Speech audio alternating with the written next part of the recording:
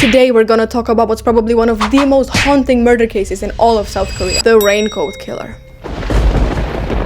In 2003, Seoul was a city of 10 million people. Every morning they would wake up, rush to work or to school, living out their normal lives. But behind all of that, something terrifying was happening. One by one, people just started disappearing.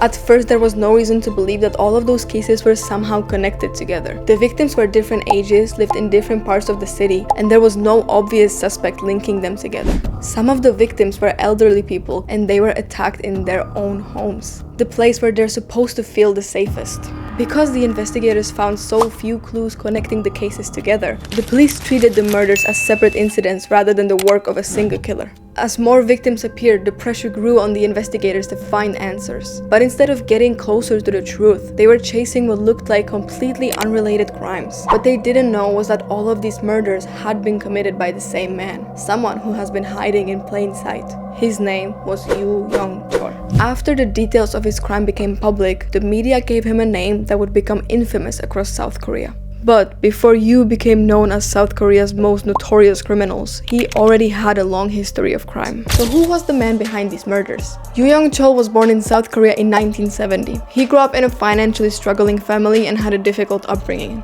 As an adult, he worked various jobs but was unable to maintain a stable life.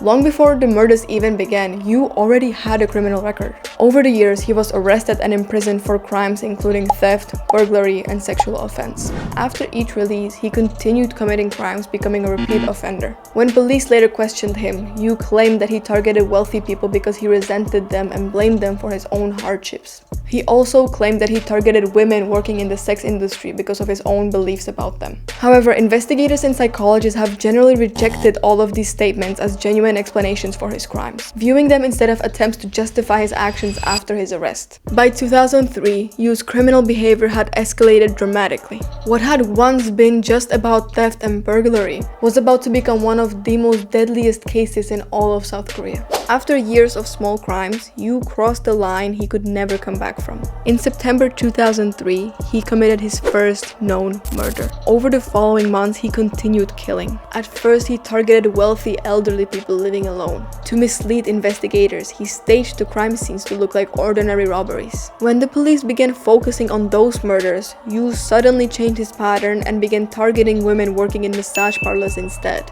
So this made it even harder for the investigators to connect the cases. As the number of the victims kept growing, the detectives slowly realized that they were not dealing with a series of unrelated murders. The pattern was emerging and they were now searching for a serial killer operating across Seoul. But in 2004, Yu made a mistake that ended his killing spree. After murdering a massage parlor working woman, he used her own phone to call the same massage parlor and requested another woman. The owner immediately recognized the phone number. It had belonged to an employee who had recently disappeared. Suspicious that the several missing workers had all last met the same customer, he contacted the police.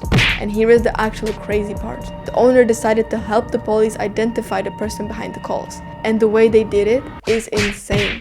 When Yu arrived at the location, the workers from the massage parlor confronted him and managed to hold him down until the police came. They did all of that without the police keeping them safe. But the investigation was far from over, because what the police discovered after his arrest was even more shocking than they expected.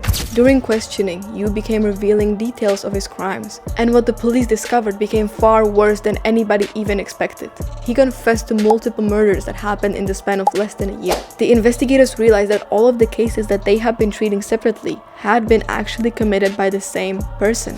Yu revealed some details of the victims that hadn't been publicly known, helping the police uncover the true scale of his crimes. The confession shocked South Korea. Many people struggled to understand how one person could commit so many crimes while still remaining unnoticed for so long. So how many victims were actually the case? There was 20 murders. He was responsible for 20 murders. I mean, what? The case became more than just a criminal investigation. Suddenly, it was a nationwide discussion about public safety, police investigations, and actually how one person capable of such violence had managed to avoid capture for so long. So where is the Raincoat Killer now? After the investigation was complete, Yoo Young-chol was sentenced to death in 2005. However, despite receiving a death sentence, Yoo is still alive today. South Korea has not carried out an execution since 1997, meaning that he remains imprisoned instead of being executed. His case changed the way many people viewed public safety and raised questions about how crimes are investigated and prevented.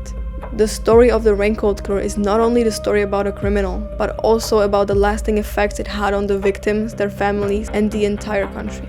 So that's it for today's video. Thank you for watching, and I'll see you next time. Bye!